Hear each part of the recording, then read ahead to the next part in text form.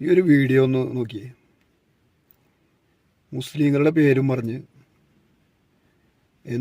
എന്ത് തോന്നിയാസം കാണിക്കാന്നുള്ളതാണ്. ഇവരുടെ മുസ്ലിം ലീഗിലെ മുസ്ലിം എന്നുള്ള പേര് കളഞ്ഞിട്ട് ഇവരെന്ത് ചെയ്തോട്ടെ. ഇവർക്ക് മതവുമായിട്ട് എന്താണ് ബന്ധം? എന്തിനാണ് ഈ മതത്തെ രാഷ്ട്രീയത്തിലേക്ക് കൂട്ടിക്കൊടുക്കുന്നത്? ഇവർക്ക് രാഷ്ട്രീയത്തിൻ്റെ പേരിൽ എന്ത് തോന്നിവാസവും നടത്താം. അതിനെല്ലാം മതത്തിൻ്റെ പിന്തുണ നൽകുക, രണ്ടും ഒന്നാണെന്ന് പറയുക, കോണിക്കോട്ട് ചെയ്ത് നേരെ സ്വർഗത്തിലേക്ക് പോകാമെന്ന് പറഞ്ഞിരുന്നൊരു കാലം. ഇപ്പൊക്കെ മലപ്പുറത്തൊക്കെ ആളുകൾക്ക് ബോധം വെച്ചു തുടങ്ങി. മുമ്പ് ഇത്തരം